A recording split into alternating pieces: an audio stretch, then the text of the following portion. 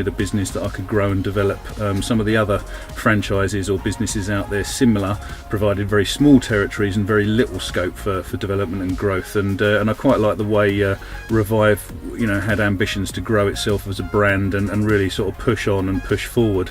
Revive's training and support, I think, is good. It's always there, it's always available. I think in the early days, that's when you absolutely rely on it, but it's good to know that there's someone on the end of the phone if you have a problem, and if you have a bigger problem, someone can always come out and help you.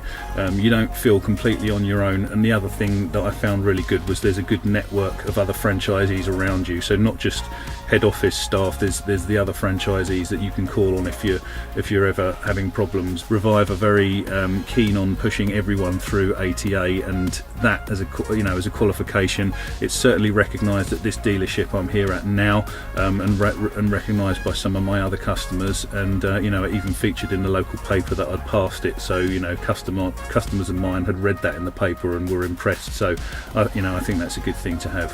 I love being in control of my own destiny and shaping and driving the business the way I want it to go.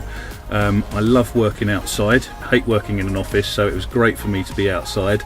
I love the fact every day is different. I think in the early days you need to be resilient, and you need to be very determined to see it through. I think you need to be a friendly, confident person that's good in front of people and dealing with customers, because you'll deal with all kinds of people. Obviously you need to be quite good with your hands. Hand-to-eye coordination and organisational skills are important as well, because you're constantly having to plan ahead, whether it's the next job or the next day or the next week, or how you're going to grow the business into the next year. You've always got to be thinking ahead, so you've got to be a good planner.